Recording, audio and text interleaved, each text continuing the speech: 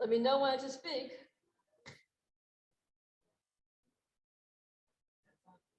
Okay. I have a question for you. I may use this prop at the end, but I don't want to be wearing it throughout the whole thing. And I want to know where I can put it that's not going to be distracting for everybody else, where I can get to it easy, if you have any suggestions.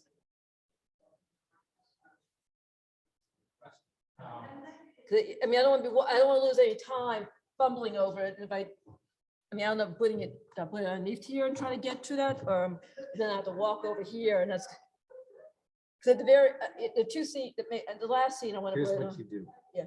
Leave it under there. Okay, When you come up, put it up here. okay. And And then when I can get, and so, then you can just simply reach over and yeah, and grab get it. it. So basically it's not going to be disturbing. It'll It be won't only be there for everybody else, only for Right. mine. Exactly. Okay, got it. Very simple. There. I have other props. I have my eye patch, which I have to be able to pull it out when needed. You know how that, you know, that's fine. Not no hands up there this time. Right. We're just, yeah, you don't worry about us. We just do your thing. We'll take care of it. Is it recorded? Yep. Great.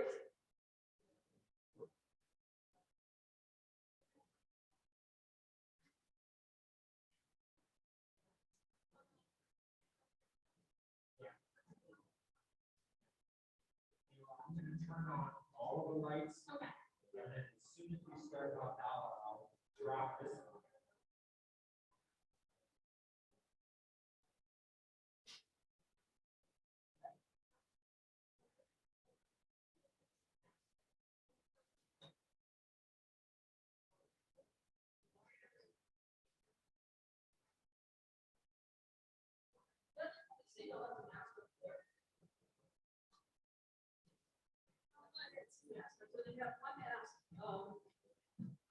When I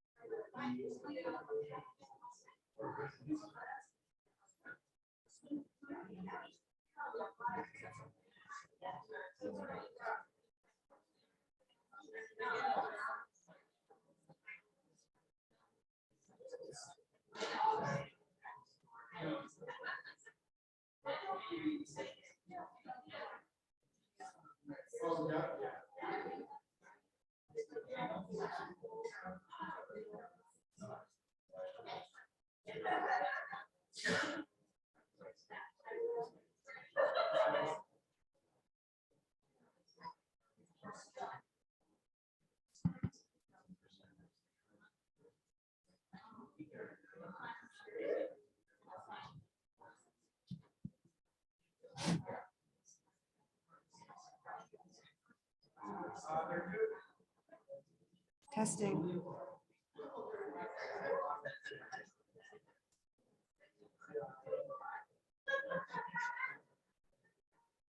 Testing. Can you hear me now? No?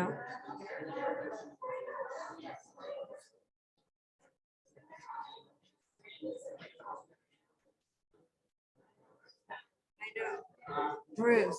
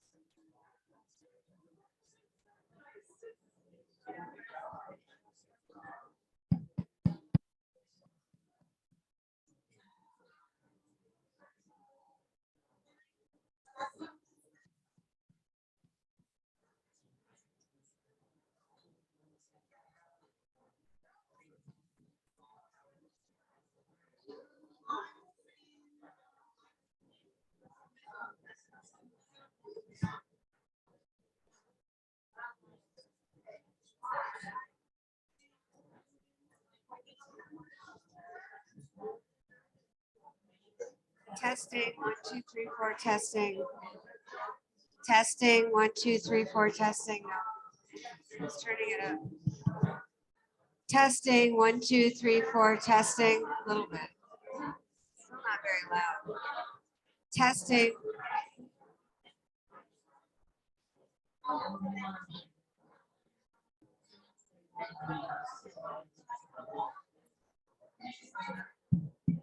Testing, 1, 2, 3, 4, testing. Is that better?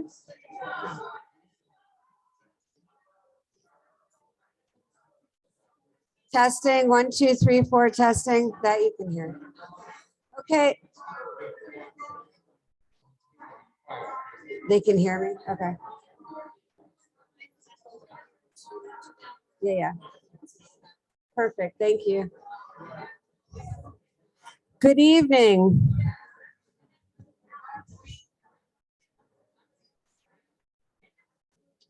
Good evening. Welcome. I think I can scream better. Welcome to everyone at HBT. We're going to get started soon, like in a minute or so. Can everyone find a seat wherever you're comfortable? We'd love people to be as upfront as possible. You can hear? Okay. Yeah, oh, yes. And as you're coming in, make sure you don't have any food or drinks with you. You are welcome to wear a mask or not wear a mask, or distance or not distance. Please turn off your phones so that everyone can enjoy the evening unbothered for an hour or two. So storytellers, raise your hand so we know where you are. Yeah, it's up to you all where you want to sit. You know your names, you can come up. Okay, can you hear me now? Yeah, okay, great, awesome. Thank you all so much for coming. I'm going to try the other mic just for effect.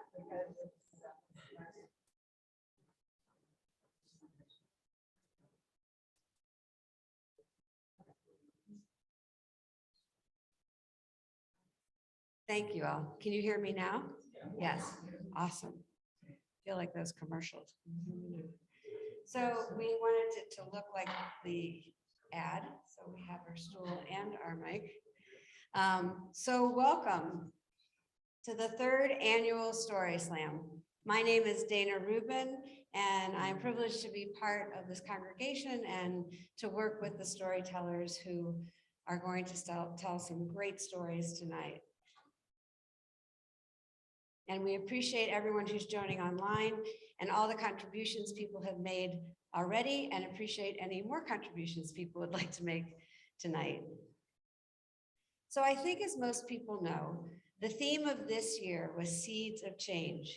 And this was introduced in the fall at our High Holy Day observances led by Rabbi Barbara.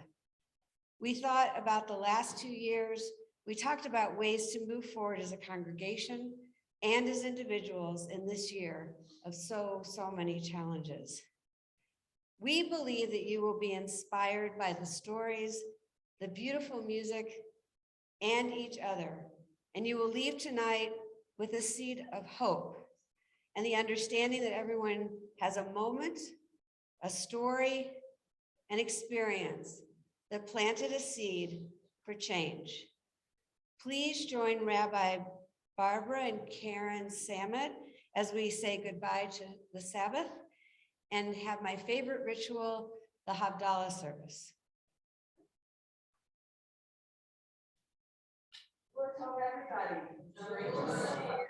Wow, and Claudia is helping as well. We are we've invited a couple people who have been storytellers in the past to be able to help with Havdalah. I just want to take a moment and think about this notion of Havdalah, which is making distinctions. Now, I've come to a place in my understanding of life where truly this idea that things are binary, they're either or, is really not the way of the world. It's not the way gender functions. It's not the way ideas function. There's a lot more nuance. There's a lot more gray than there is black and white. And yet it's important at times to be able to look back and to look forward. And that's how I like to think of Havdalah. And I think it really connects to our theme of seeds of change. Because to change, first of all, means you have to acknowledge where you have been and then where you're going. So that's a piece of the distinction of Havdalah, that we've been, many of us, in Shabbat mode, in a time of reflection, expansion, gratitude, or whatever it is you do on a Saturday afternoon that makes you feel good. And going into maybe not the work week for everyone, but a week of creativity, Shabbat.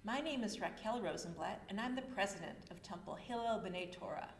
I'm so excited to welcome you in person in this beautiful sanctuary or on Zoom to what promises to be an evening of inspiration and celebration. Tonight's Story Slam focuses on the theme of seeds of change, a wonderful topic that we can all identify with in our lives, in our community, in our world. You'll hear stories from some fantastic storytellers, and you'll hear music from some wonderful singers. Our evening promises to be fun, inspiring, and enjoyable for all. Many thanks for your generosity in supporting Story Slam, the most critical source of unrestricted support for all that we do at Temple all year long.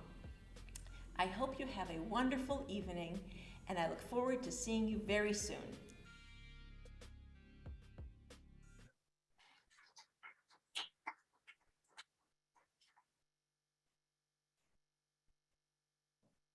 Ooh, I'm on.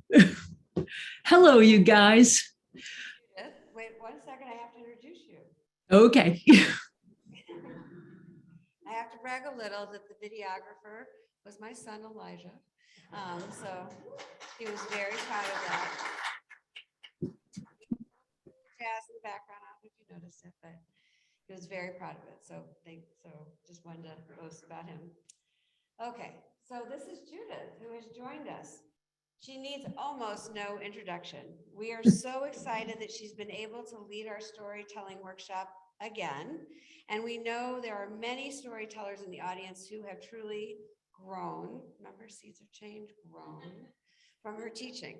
She is a storyteller, a teacher, an advocate extraordinaire. Please welcome Judith Black. Thank you. It is a joy to be here and to work with folks at the Temple. Personal story, it's so much more than just retelling your life.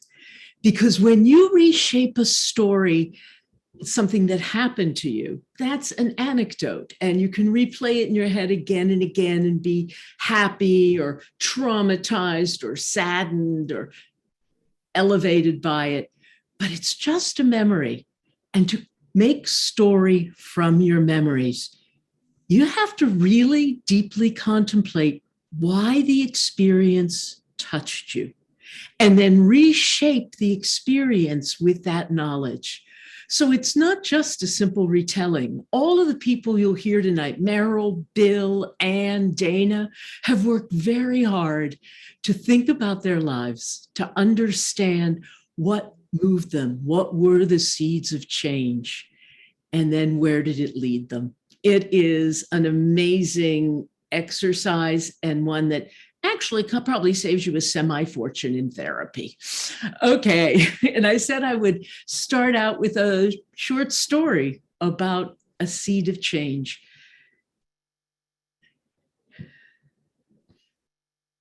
It's called Oh God.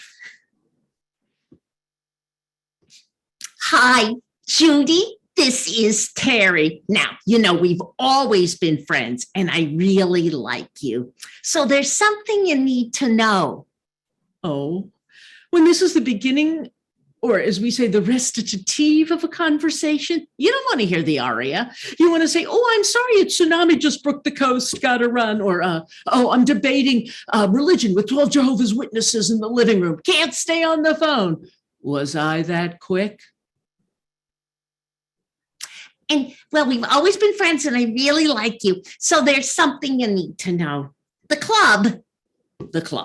The club she's talking about is the Rotary Club that I made my husband join with me about 18 years ago.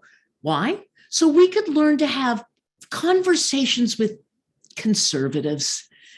Well, the club, honey, they're just really sick and tired of hearing you talk about the environment and climate all the time. Terry, I understand that it's odious and it feels overwhelming, But you understand that we are standing at the edge of our very own extinction. The poles are melting, the glaciers are melting, extinctions are happening every single day. Biodiversity is going to hell. Our oceans have more plastic than fish in about 30 seconds. Oh, Judy. I could be Cary Grant, right? Judy, we all recycle. What more do you want? And in that moment, I realized I am the Jewish Cassandra, and she is a friendly Walmart shopper. I have been a member of this club for 18 years, and they are still buying little individual plastic bottles with water in it. Despite my warnings and education, I must be the worst climate activist on the entire planet. Okay, let's face it. Once you've read This Changes Everything and The Sixth Extinction, The End of Nature, and all of E.O. Wilson, well, it left me in one of two states. Either walking around, we're all gonna die, we're all gonna die, we're all gonna die, like Chicken Little at the end of the world, or on the couch. Honey, get me a catheter. I'm here for the duration, which turns out to be not nearly as long as any of us had hoped. Neither of these turn out to be very good organizing tools. Oh God, oh God, oh God, oh God. That's what I had to do. I had to do what our people have done from time immemorial. I have to look back at the book, or the scroll, if you want to be completely correct, and see what our ancestors did in end time scenarios. Okay. Oh, well, you know the first one. Who built the ark? So I imagine God saying, Noah, you know we've always been friends and I really like you. So there's something you need to know. There was a design flaw when I made humans. So God asks Noah to build an ark to save the animals. Now, does Noah say, God, no, let me try and re-educate people or give them a break, or we could save more than the end? Does he do that? No, he doesn't. He just builds the ark, puts his family and the animals on board, and he's out of there. Okay, he did have the first floating stock. That's a joke, you guys. It is really hard to make jokes in climate stories. Okay, the next one, a little more esoteric, but you'll get it. You remember Abraham had a nephew named Lot, and Lot lived in a town called Sodom. And you do remember what word was extracted or extrapolated on that. Well, God says to Abraham, you know, I've always liked you. We've been friends, so you need to know I'm going to destroy everyone in Sodom and Gomorrah. Now, Abraham, unlike Noah, argues with God. God, what if there are 50 righteous people? You'll destroy everyone. Well, I guess not. How about 40, God? If there are 40 righteous people in Sodom, you'll just, I guess not. How about 30, God? How about 20, 10? God, how many will you save? A lot. Get it? That's another joke. Well, the angels come to Sodom. Lot gets them off the street quickly because you don't want strange male-looking angels walking around Sodom, frankly. And all the men of the town come and they're banging at his door. And what does Lot do? He offers his 2 daughters who have never known men instead of the angels. But see, the people of Sodom, they weren't interested in daughters. Well, the long and the short of it is, Lot saves the angels and he gets his family out of Dodge, or out of Sodom, as the case may be. We won't even talk about what happened to his wife, who in an act of compassion looked back. This isn't the model I'm looking for. I don't want the whole world destroyed. I don't want to just save my family. I would like to save ours and every other species. Judy, are you still there? Yeah, Terry, 1 second, okay? God, what? This is not right. What am I going to do? I mean, come on. Okay. The Titanic was built by professionals. Layman built the ark. Maybe Maybe Noah was shy. Maybe he couldn't go and convert people, but he could build an ark. He could save the animals. He could save his family. That's something. He did what he could do. And well, Lot, maybe those people were not re-educatable, but he did save the angels and his daughters and almost his wife. He did what he could. They did what. Terry? Yeah, I'm waiting for you. Terry, you are an awesome real estate agent. You know, we wouldn't have our house without you. Oh, thank you. Well, I saw that you're representing that place right down on Front Street, right on the ocean. Oh, it is a gorgeous place. Listen, I just got my Union of Concerned Scientists magazine, and there's this really interesting article on how ocean rise is going to affect real estate prices on the coast. And they have an interactive map to show you what's going to be happening about every 10 years. Would you be interested in that? Oh, yeah, I really would. Great. Why don't you meet me at the Blue Canoe for a cup of coffee tomorrow at 3, and I'll bring the magazine. I got a showing at 2:30. How about 3:30? Okay. Perfect. I'll see you then. I'll see you. Thank you. Bye-bye, honey. Thank you. Oh, God. Have a great slam, you guys.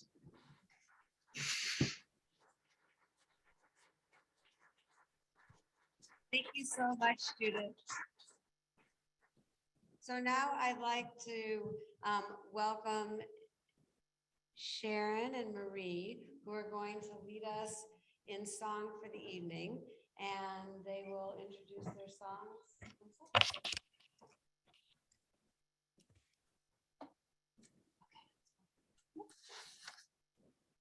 So our first song is "The Times Are Changing." Big surprise.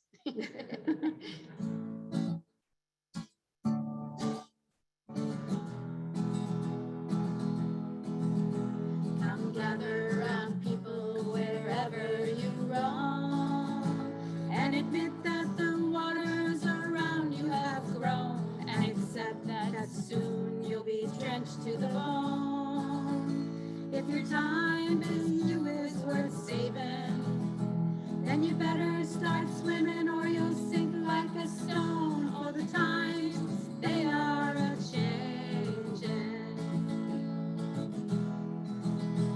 Come writers and critics who prophesize with your pen, and keep your eyes wide, the chance won't come again.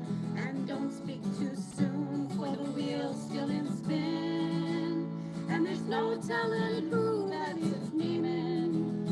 For the loser now will be later to win, for the times they are a-changing. Come senators, congressmen, please heed the call. Don't stand in the doorway, don't block up the hall, for he that gets hurt will be he who has stalled. There's a battle outside and it's raging. It'll soon shake your windows and rattle your walls, for the times they are a-changing. Come mothers and fathers throughout the land, and don't criticize what you can't understand. Your sons and your daughters are beyond your command. Your old road is rapidly aging. Please get out of the new one if you can't lend your hand, for the times they are a-changing. The line it is drawn, the curse it is cast. The slow one now will later be fast, as the present now will later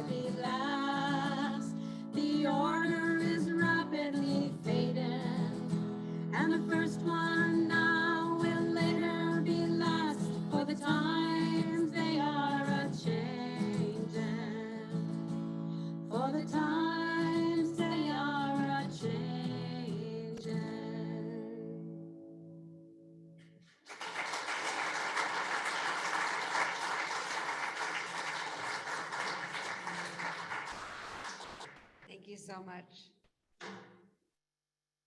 So for our next storyteller, I would like to introduce Merrill Wolowski. So just by answering the phone one day as the head of a Jewish day school, led her down an unexpected path that she's going to tell us about in What Linda Has in Common with Marilyn Monroe. It all started with a phone call from Montreal General Hospital. A woman had passed away, and the only record they have of family was a 12-year-old son. The record also showed that she worked for Jewish People's School, and with a little bit of research, they found that the directrice generale, in United States terms, you would call that the CEO of the institution, was me.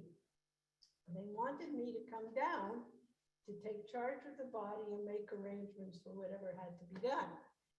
This was not part of my job description, but as the head of the Yiddish Volksschule and Parentschule, who had buildings named for Yudlam and Peretz and Chaim Nachman Bialik, and knowing that the Jewish values that we stood for, I felt that I could get rid of the legalities and I really should take part of this.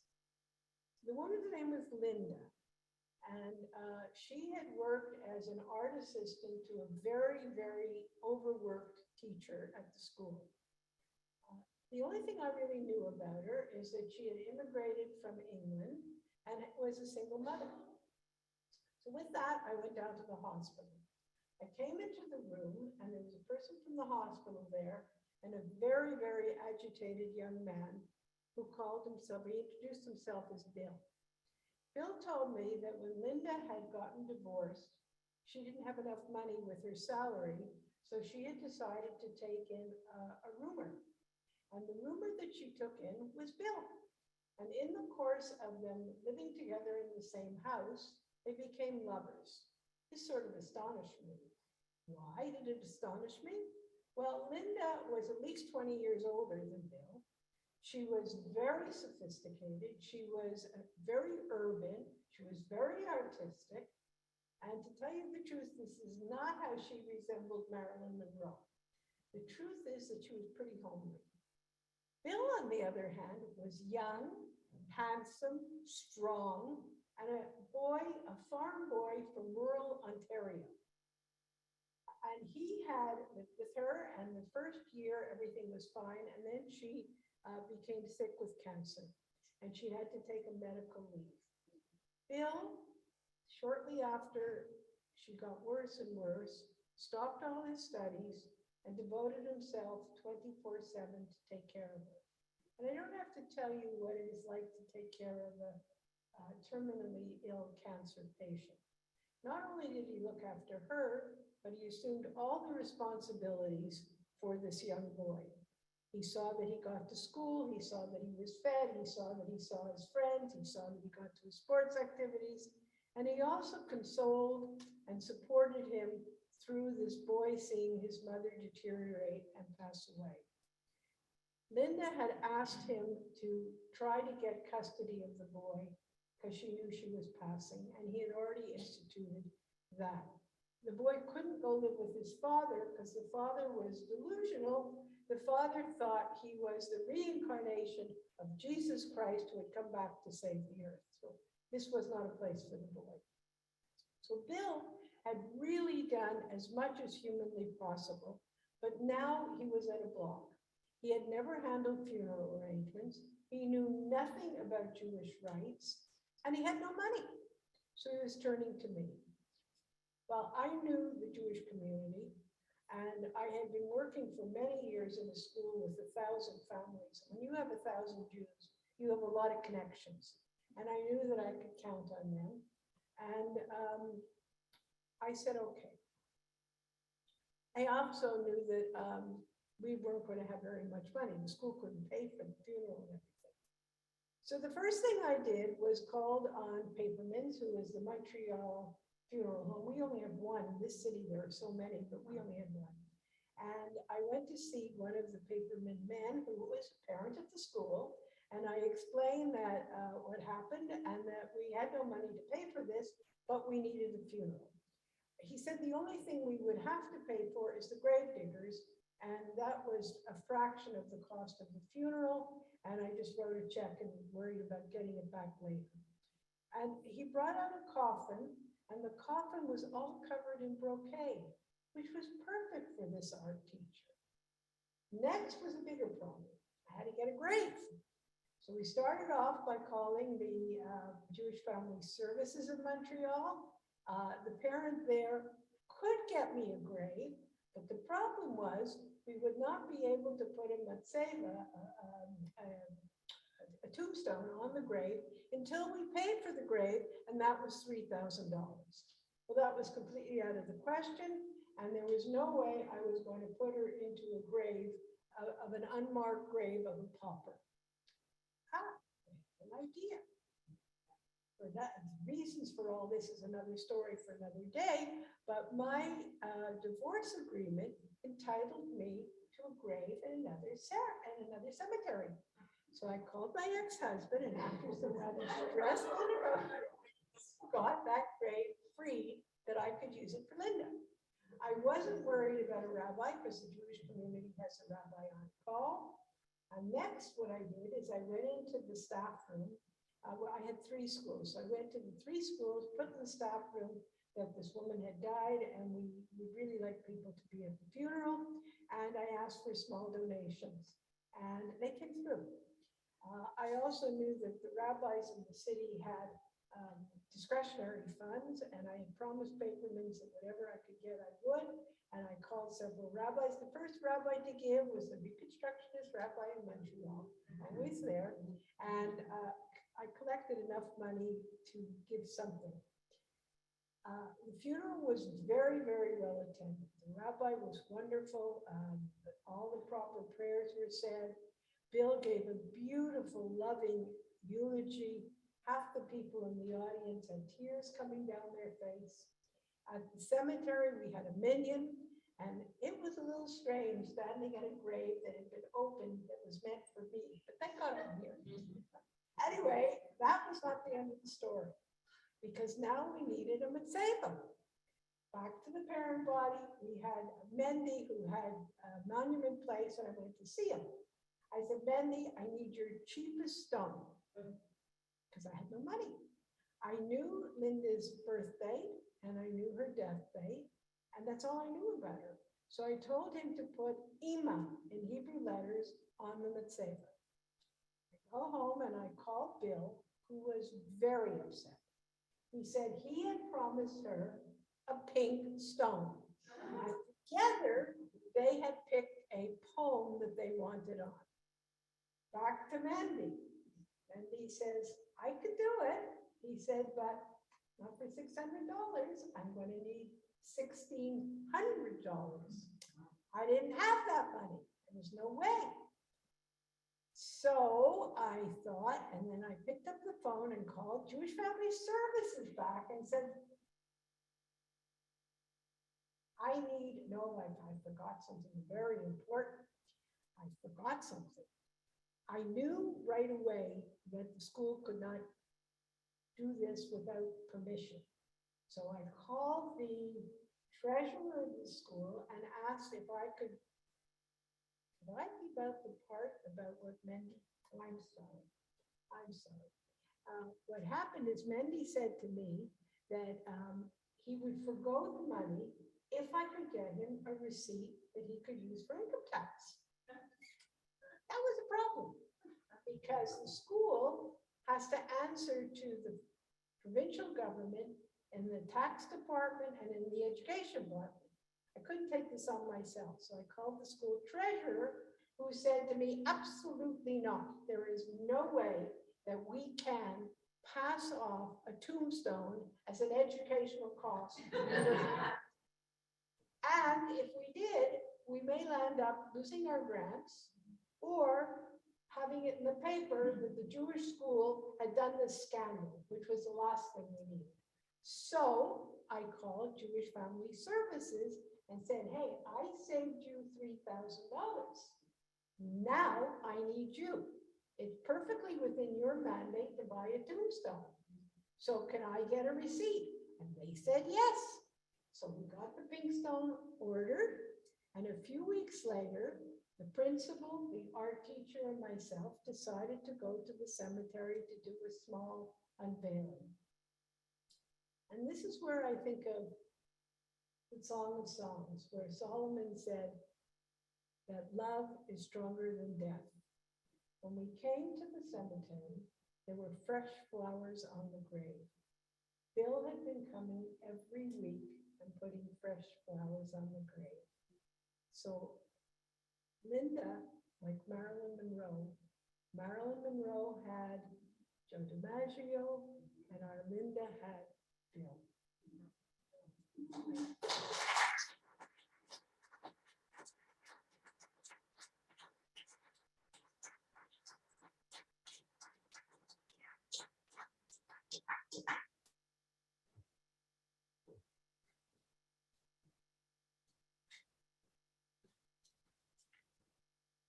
So this one is Changes by Tracy Chapman. Truth that brings out pain that can't be soothed. Would you change? Would you change? Are you so upright you can't be bent if it comes to blows?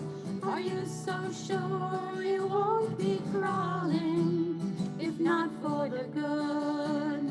Why risk falling? Why risk falling? If everything you think you know makes your life unbearable, would you change? Would you change? If you've broken every rule and vow, and hard times come to bring you down, would you change? Would you change? If you knew that you would die today, if you saw the face of God and love, would you change? Would you change? Would you change? Would you change?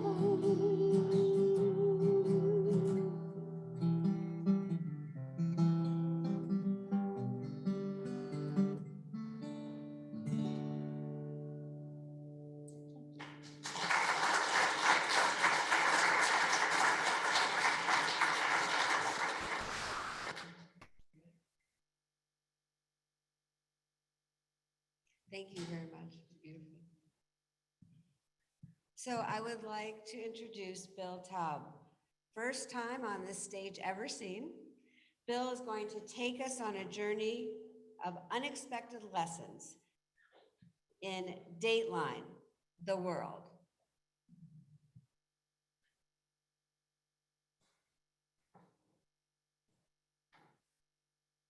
Welcome to the SS universe. We have hot dogs, we got Wise potato chips, we got cold Moxie soda, and Narragansett beer. Please have a seat because we're going around the world. Dateline, Norwood, Massachusetts, July 23rd, 1972.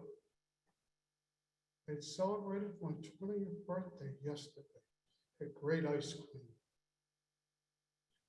Listening to WHDH-AM, it's blaring out. I expect to see and hear the baseball scores. Instead, I hear a woman's voice. She's all excited. It's something called World Campus Afloat. Get to take courses, get college credit, and go around the world in 90 days. I run down the stairs. My parents are having breakfast. I say, I want to go around the world. There's this program called World Campus Afloat.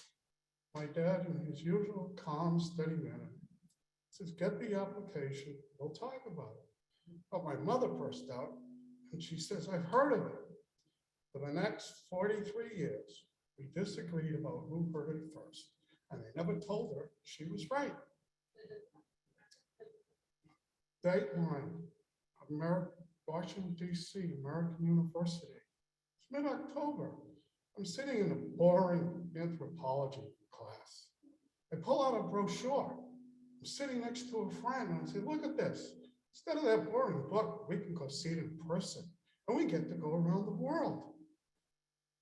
Dateline, Washington, D.C., American University.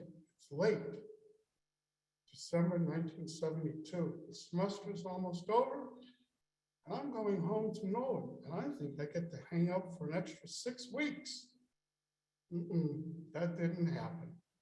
I see my friend and I say, your folks gonna let you go? No, Bill, I'll go home to St. Louis and I'll be working in Senator Simonton's office. Dateline, Norwood, Massachusetts, mid-February, 1973. I pick up the phone. Well, we have dial tone. I call Senator Simonton's office. Ring, ring, ring. A woman answers and says, good morning, Senator Simonton's office. May I help you? Yes, I'd like to speak to Luther Forrest. Oh, Luther, he went home last week.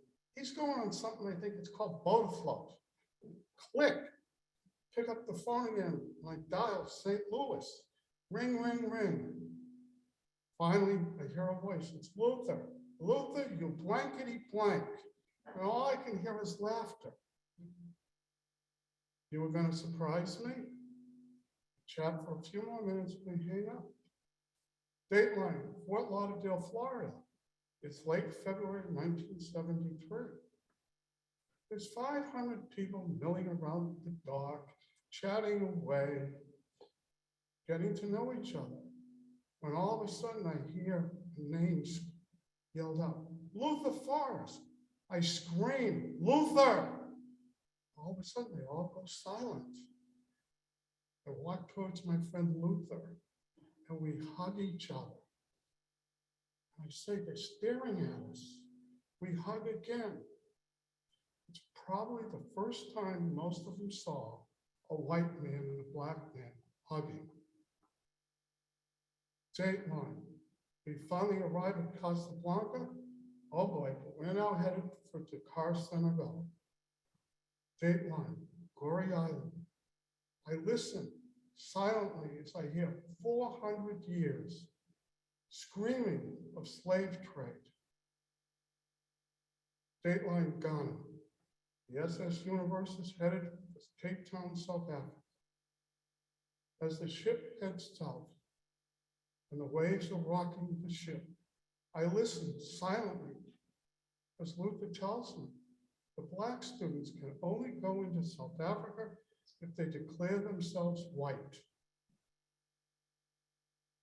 I'm silent. I don't know how to respond. Finally, I say, Luther, I'll support whatever decision you make. To this day, I honestly don't remember his decision, but I'm thinking South Africa was too much of a power not to go in. Dateline, Cape Town. I'm taking a photography class, and the assignment is Man's Inhumanity to Man. It's the only assignment I remember out of 14 or 15 assignments. I know exactly where I want to go. I grab my camera bag, I hail a cab, and I head to the train station. And there it is, the photograph I want to take. For the first time, I'm confronted with two signs, one white and one black. I take out my camera, I'm about to focus, when I hear a voice yelling and screaming at me. It's a police officer. I know what you're doing, and I know what you're up to. He begins to rub his billy club. I got the message, packed up my bag, got out of the train station. Dateline, we finally arrived in Madras, India. I'm with my friend Harry. His brother's gonna greet him. Harry tells his friend, his brother, my friend Bill wants to celebrate Passover in Singapore. His brother writes a name and says, Ask for Mr. Friedman at the American Embassy. Tell him what you want to do. The Jewish students gather as the ship heads down the straits to Singapore. We tell the chaplain we want to celebrate Passover in Singapore. Somehow, he finds out there's a temple in Singapore, and we're going to celebrate Passover with the families. Dateline, Singapore. Hail a cab, and I head to the American Embassy. I asked for Mr. Friedman. He asked me, we discussed it. He says, well, first Seder is tonight. I said, I'm all set. He hands me a piece of paper with a name and an address and said, I'll let them know you're coming. Go back to the ship, we all gather, we go to the temple. It's the first time I ever celebrated Passover in the Sephardic tradition. The next night, I hail a cab, I hand him a piece of paper. He heads up this steep mountain. We reach the top, there's a greenhouse. Mr. Friedman greets me with the man who lives in. Turns out that man's a colonel in the US Army. Talk and mingle with the other guests from the embassy, other Americans. But there's two people. They're dressed in Israeli uniforms. I'm curious, I go and say, why are you here? And they say, we're advisors to the Singaporean army. They are surrounded like us by their enemies. These are really the only two Seders I remember ever celebrated. Well, the ship departs Singapore. We visit Manila. We get to Hong Kong. Yes, you can get a custom-made suit made in 3 days at Mohan's. I have it. And I still have a picture of me in that suit, my college graduation from American University. We leave Hong Kong and we're headed for Taiwan. She's okay. I'm chatting with a classmate when all of a sudden he uses the N-word to describe Luther. I pause and I tell him Luther's my friend and move along. His jaw dropped. He waddled down the deck. Recently, 3 women in this sanctuary asked me how World Campus of Love changed my life. It's the first time I've ever been asked that question, and I never gave it a thought. I lived in the South End in the 70s when it wasn't fashionable. I played basketball because sometimes I was the only white guy in the court.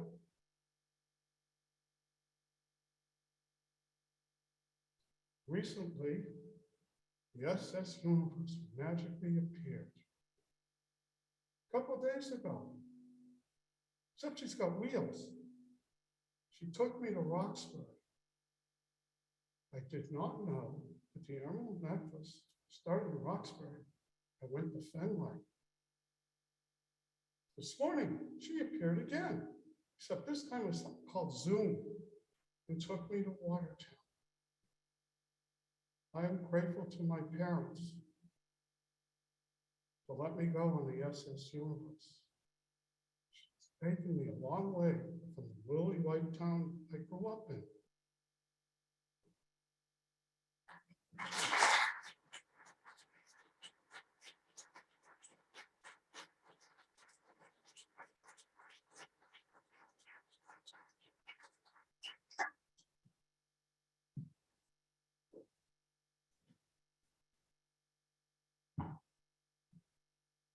Thank you, Bill. That was awesome. So next, we'd like to introduce a veteran storyteller, Ann Steinman, as she shares a very personal view of the world, past and present. In her story, we look with our eyes, but see with our brain.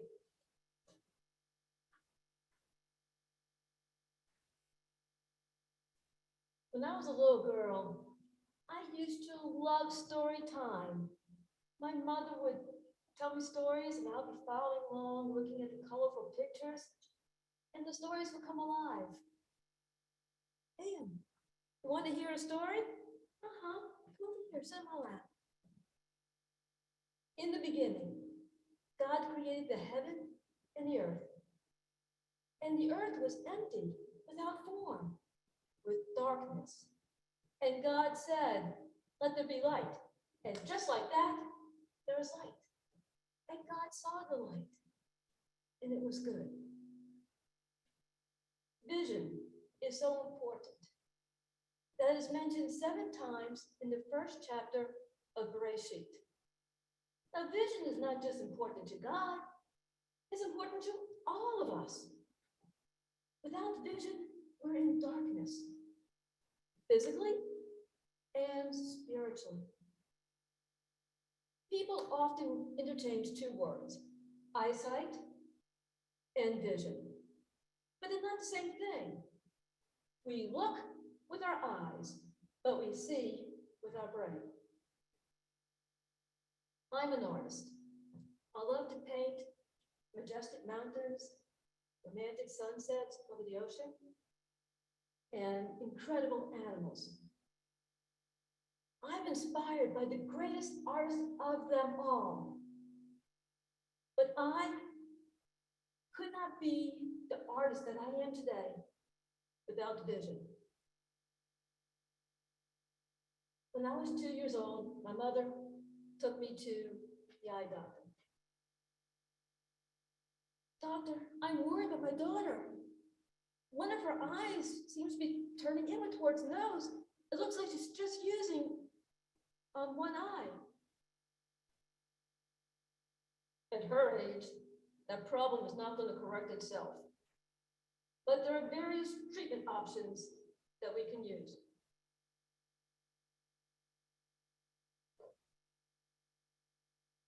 Our eyes are supposed to work together as a team, as supposed to look at the same point in space at the same time and relay that information to our brains for processing. When we are very, very young, as little children, our brains are still developing. And they're supposed to learn how to take the image from the right eye and the left eye so we can get 3D vision or depth perception. If your eyes are not aligned like mine weren't, it's not going to happen.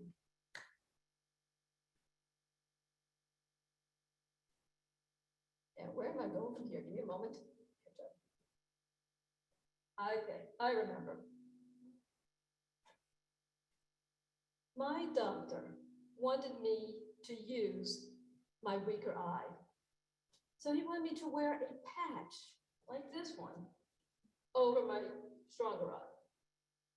I don't know what type of fashion statement he was trying to make, but it didn't go well with me.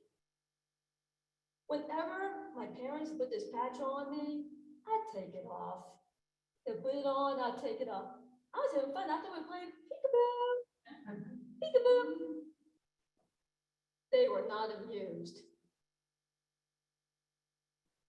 They tried everything to get me to wear this patch. Praise didn't work. Rewards didn't work. Not even my favorite flavor of ice cream, coffee. I did what any typical 2-year-old would do. No, no, no, no, no. Now I have an older brother. He is 2 years older than me. You know what that makes him? Wise. My clever brother decided to turn this into a pirate game. If I can just get this on. Bear with you. Now, where do you guys go? This is really. Okay, turn into a pirate game. And we would take turns walking the plank. And having sword fights. And all was going well until my brother said, "Aye, aye, Captain." What? "Aye, aye, Captain."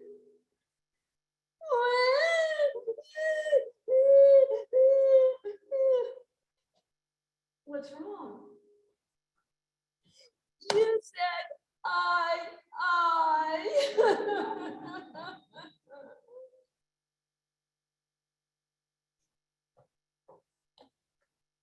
Well, needless to say, that eye patch fiasco didn't work. My ophthalmologist and I, we didn't see eye to eye. Your daughter's going to need surgery to straighten her eye. Oh no, she's only 2.5 years old. Can this wait? She's so young. Afraid not. If you wait longer, right now is a critical stage, her brain is still developing.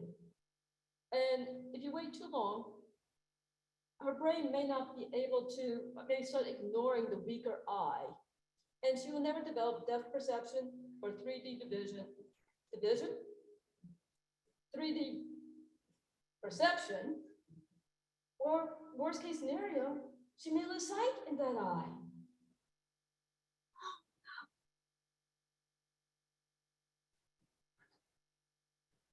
The day of my operation, a major hurricane was going to New Orleans. It seems like I must have a lot of hurricanes in my life. And never yet, and despite that, my operation went on as planned.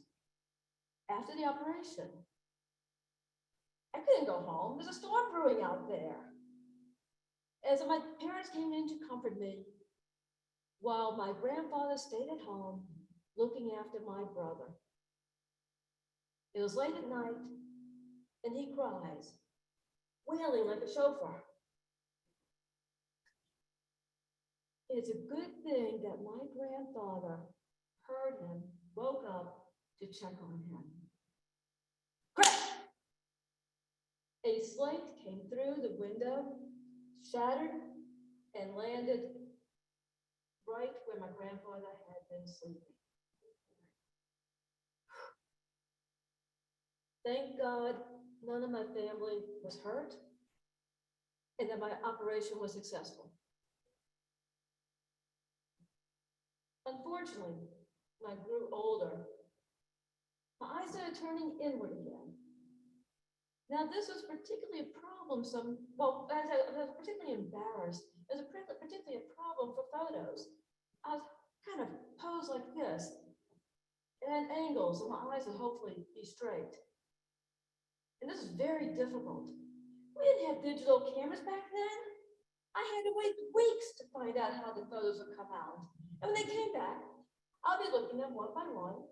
And if I noticed that any of my eyes were not straight in the photo, I'd put on the same outfit, walk to the same location, and try another pose for another camera shot. Years later, I started developing double vision. And this was particularly bad watching the news. There was double fires, there was double oil spills, and double hurricanes. Who knew I could see the future? Now, people used to stare at me. You know, you have a lazy eye. I don't have a lazy eye. My eye is working overtime so that I can see double. I didn't let my eye problems define or limit me. I could still play sports, ride a car, read, paint, and do so much more. One day when I was in my early 30s, I took a little test on depth perception. I failed. This is a real eye-opener. I realized I needed to get medical help. So, fortunately, I live in Boston, and we have the best doctors and the best hospitals in the nation. Aren't you proud of that? Yeah. So, of course, I flew to New Orleans to have my eye surgery. But first, in all fairness, I did see a Boston doctor, and she wanted to operate on one eye. Now, the New Orleans doctor, he didn't think that was a great idea. He thought I'll be better off if I had both eyes operated on the same time, and he could do it for the same price. So of course, I went for the twofer. He warned me that if he were to operate on one eye, I could potentially have an overcorrection, and my eye would be looking outward this way. I didn't want to go around with my eye always over my shoulder. I may be paranoid that I have an eye problem. I didn't want everybody to see that I have an eye problem, and I was paranoid.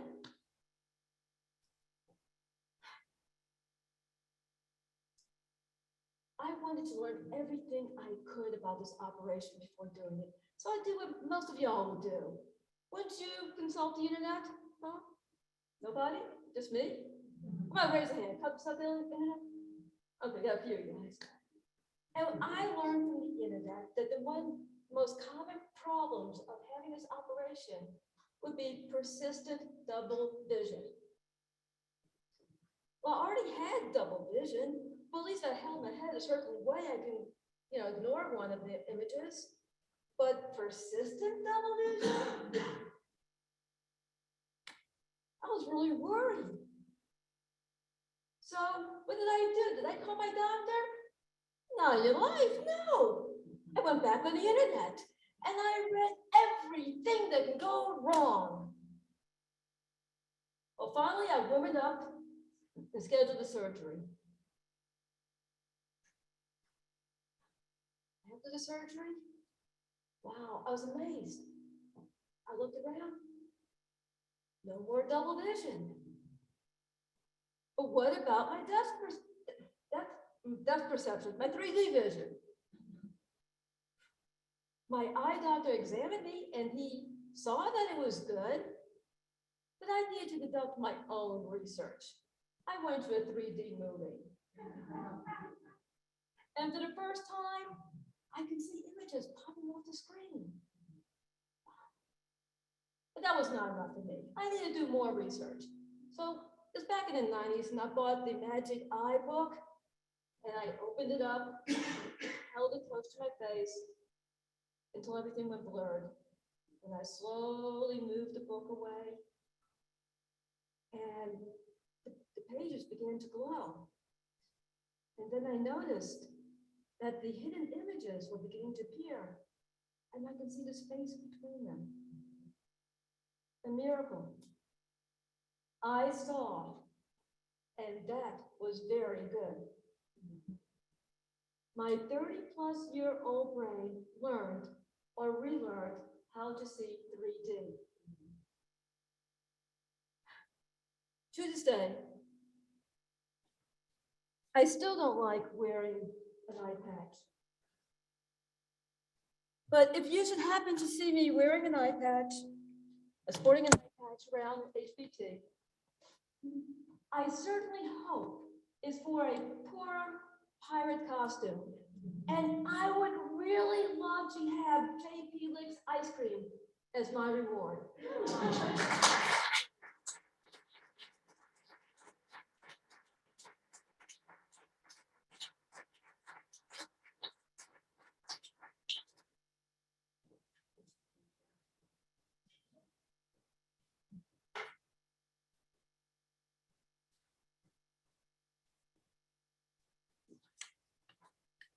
I don't know if our 80s breakup song is going to be able to follow up on Ann and Bill, but this is what you're getting.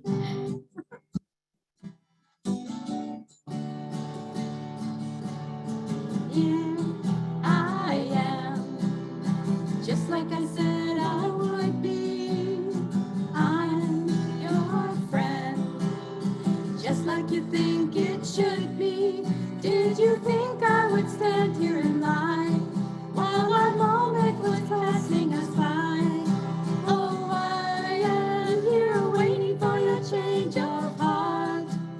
It just takes a beat to turn it around. Yes, I'm waiting for your change of heart. At the edge of my seat, please turn it around and around. Days go by, leaving me with a hunger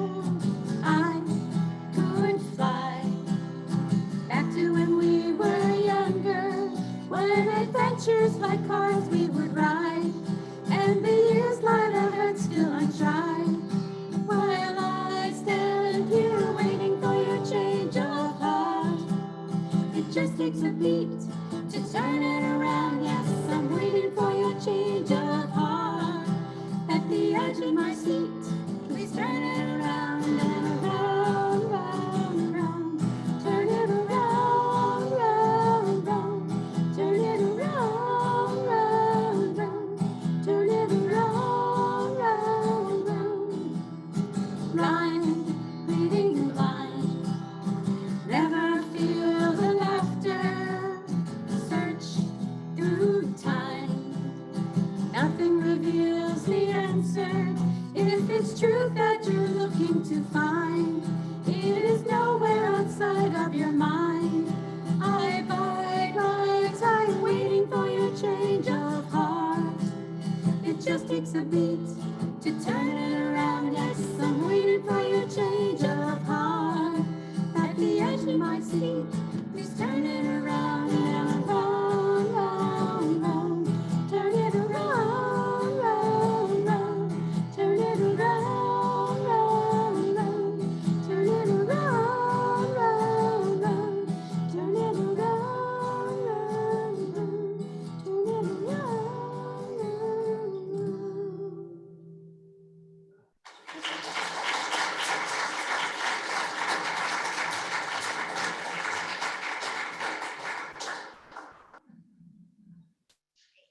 Thank you. So I have the honor of introducing our last storyteller, who is a big part of why we're all here together telling stories tonight. So we're really excited that Dana is sharing her incredible storytelling abilities with us. So Dana hails from Peoria, Illinois, made her way to Boston about 30 years ago. I think joined HBT about 18 years ago with, we've got a wonderful husband, Aaron, and her kids, Elijah and Hannah, are a big part of our community here. So Dana is going to be telling us a story called We Are Not in Kansas Anymore. Give it up for Dana.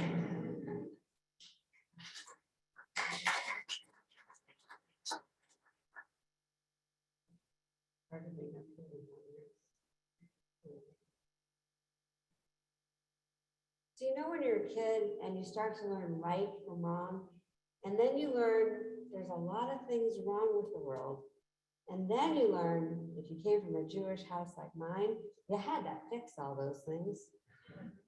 Tikkun olam. That's what it's about. But I was lucky.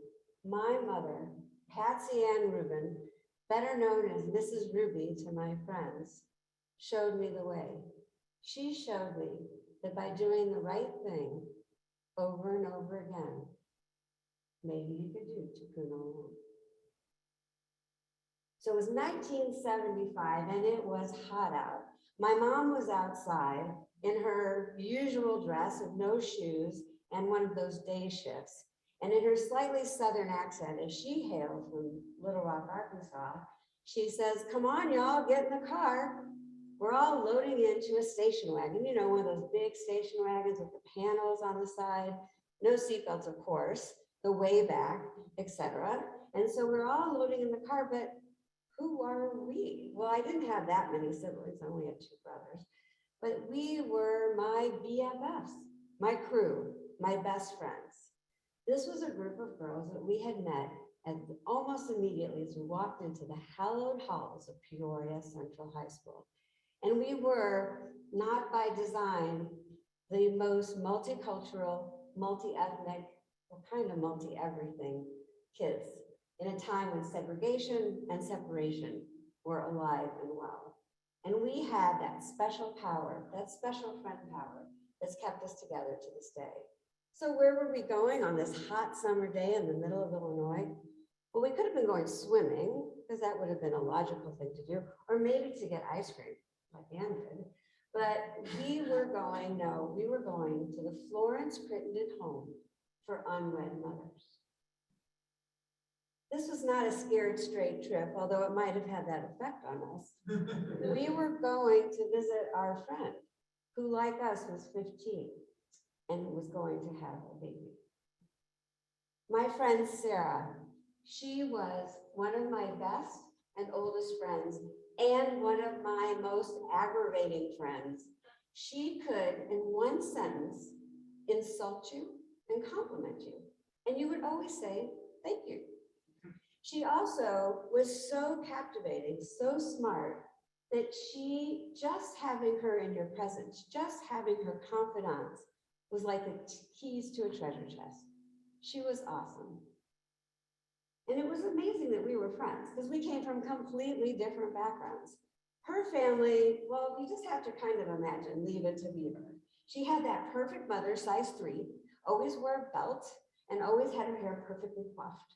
Her father, on the other hand, was very handsome. I think he was a pilot or something, ran a very tight ship, had 2 perfect sisters, and always ate dinner at 5 o'clock.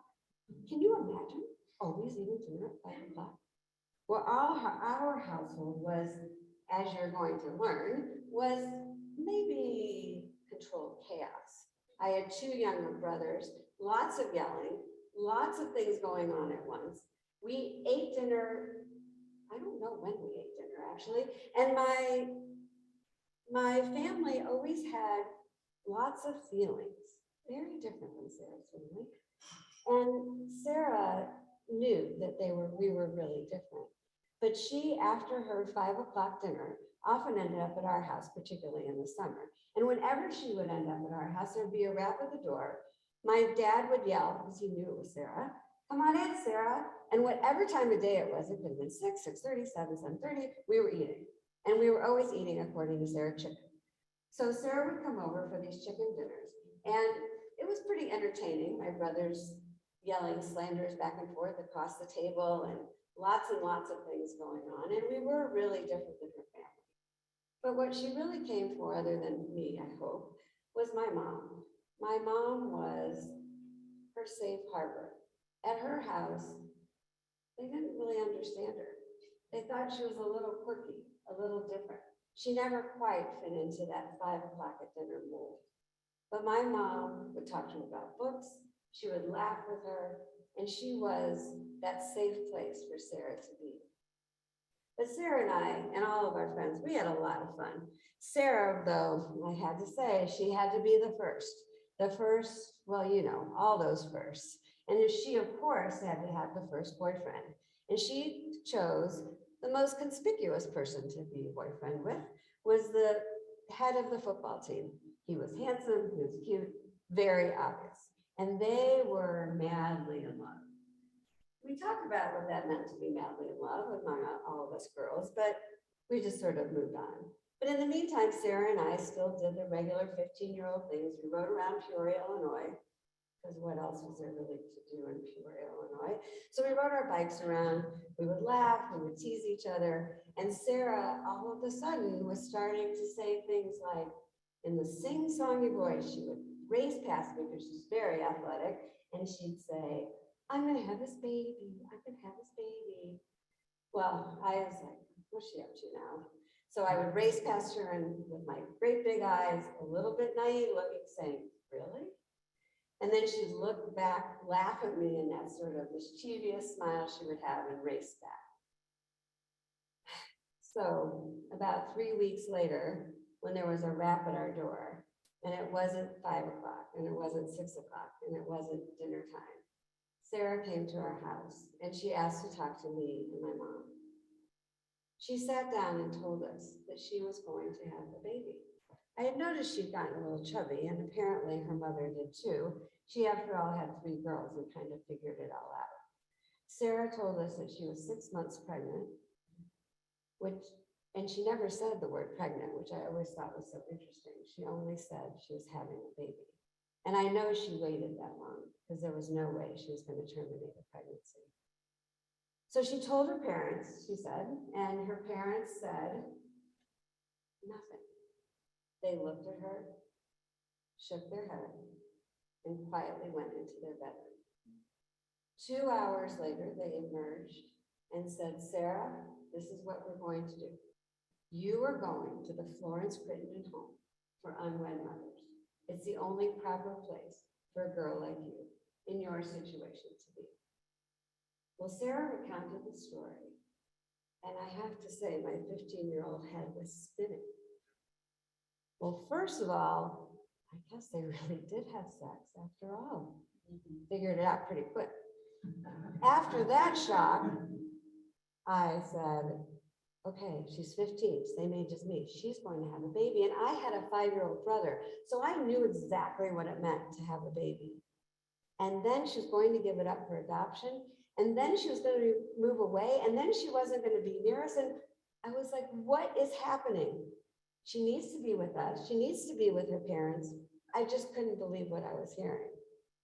And somewhere in the background was my mother in an unbelievably calm, validating voice telling Sarah that it was all going to be okay and that her parents were doing what they thought was best and it would be fine. So we finished the conversation. Sarah eventually went home and I thought, wow, this is crazy. It was pretty quiet at our house for about a minute. And then I hear my mom yelling at my father, Bernie, we have to do something. We have to help her. We have to fix it. We have to help her. What are we going to do? Can she come live with us? My mom was going on and on and on and on. Quite different than the person she had been 5 minutes before. And my dad, in his Midwestern, don't rock the boat kind of way, said, Pat, stay out of it. Well, to Patsy Ann Rubin, that was a call to action. So 5 minutes later, she's on the phone with Sally. Best name you can have for the mother I was talking about. My mother calls Sally and says, Sally, I'm really sorry what's going on with Sarah. We'd really like to help in any way we can. I'd really like to go to visit her when she's at Florence Crittenden home and take the girls with me, because we were the girls as a group. And Sally first said, why? Why would you want to take your good girls to a place like that? I don't know exactly what my mother said, but in the end of the conversation, Sally couldn't think of a reason not to let us go. And not all of the girls' mothers did let them go. But there we were, in our station wagon, going out to the Florence Crittenden home on a field trip. And we got in the station wagon, we had gotten treats, we had gotten magazines, crossword puzzles, anything we thought Sarah would enjoy. And we had the windows down, music blaring, trying to distract ourselves from the fear that we had. Was this a prison? Would they feed her? What were the other girls like? We just had no idea. But we sang and we chatted all the way there. As the city got further and further behind, as the pouring got bigger and bigger, and the dust got greater and greater, we finally rolled up to some big gates. And there in front of us was the Florence Crittenden home for unwed mothers. And it was beautiful. It was a big Victorian house, really nice. And there was Sarah sitting on the steps waiting for us. We were so excited to see her. But what we forgot about was there would be other people there. And there they were, 6, 7, 8 girls, all in various stages of pregnancy, staring at us. And I think we were staring at them too. And as all of us piled out of the station wagon, probably looking a little bit like a clown car, we finally made our way to Sarah. I don't remember entirely, but I think my mother went up, gave Sarah a great big hug, went back to the car, and let us have our time together. And we had a good time. It was as if nothing had happened. Sarah looked a little different, I have to say, but we had a really good time. And then we quietly went up to her room. She showed us around. We met her roommate who sort of grunted at us. And then we just kept talking. And somebody, and it was probably me, asked, when are you due and what's happening with the baby? And she very quietly said, I'm due in about a month. And they found parents for my baby. We all got really quiet. And what do 15-year-olds say to that? And as our mood went down and down, Sarah's shirt went up and up and up. And she's like, look at this, you guys. I have never had boobs like this before. She was like, I am a size D now. Look at this. So we were peals of laughter. She showed us her belly. We got to feel the kicks. The mood had changed, and we really had a very, very nice visit with Sarah at the Florence Crittenden home for unwed mothers. We went there several more times, my mom volunteering as chauffeur each time. And Sarah did have her baby. It was a little girl. She gave the baby up for adoption. She never saw the baby initially. And she came back to our neighborhood, rapped on the door, had more dinners. Eventually went back to school in the fall, fit as a fiddle, at least on the outside. But how did my mom know that a drive to Florence, Quinton, and home for unwed mothers in a Chevy station wagon could mean so much? But that was my mom, Patsy Ann Rubin, just doing the right thing over and over and over again.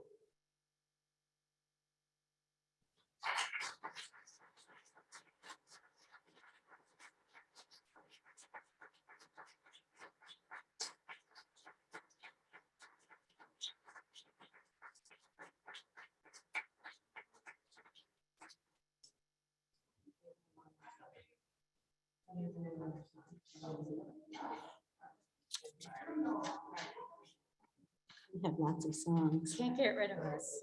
Yeah.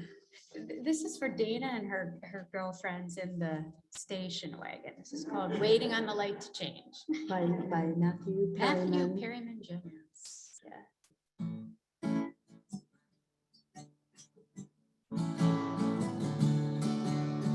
Put your defense down. Open up your heart and lay all of it out. I know how hard it sounds, but loneliness will have its way in feeding your doubts. I'm waiting on the line to change. I'm chasing out the lies that keep you caged. I'm waiting on the line to change. No matter what's inside, there is nothing you can say to cause me to hide. You know I'm broken too. I've fallen far, I've lost my faith, been found and made new. I'm waiting on the light to change. I'm chasing out the lies that keep you caged. I'm waiting on the light to change. Oh, love won't let you go. It bends and reaches low. Just let go.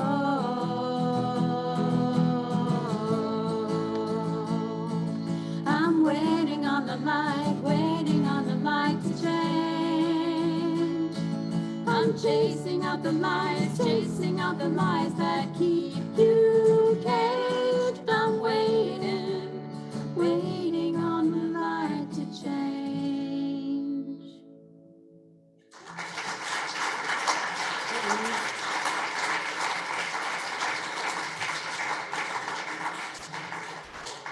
Okay, so that was incredible. What a beautiful evening.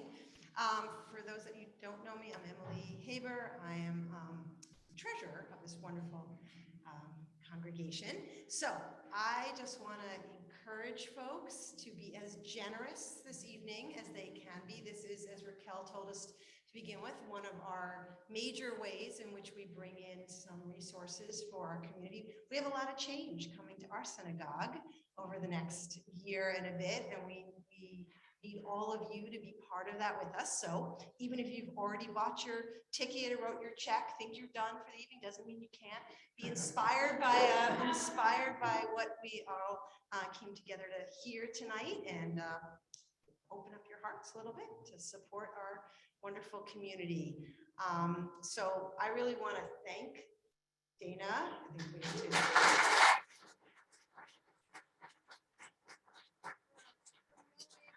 Knowing that there are so many stories in this community to be shared, I want to thank all the storytellers. I was a storyteller last year, so I know how much you bring to this effort, and really just it was wonderful to get to listen and not have that nervousness this year. So it's wonderful. So I want to just thank the storytellers, Dana, everybody associated with our community, our wonderful, beautiful musicians. Of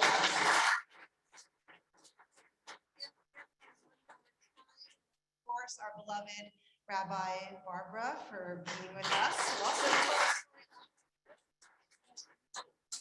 share your stories with us all year long. So thank you for that. So, and then I know there are a lot of volunteers. We've got Bruce in the back there who's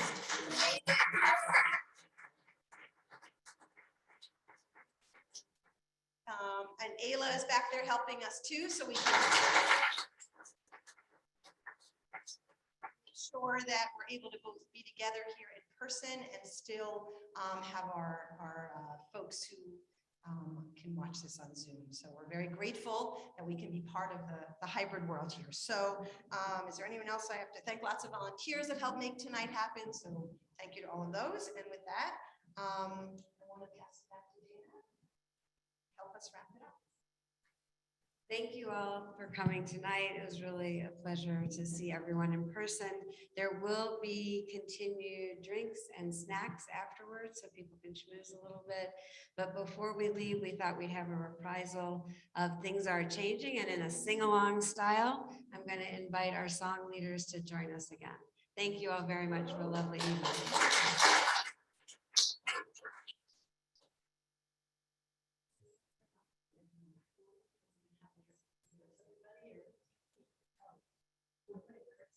Oh, no. We all know it. Everybody knows it. You know, but at least not the first verse, right? So.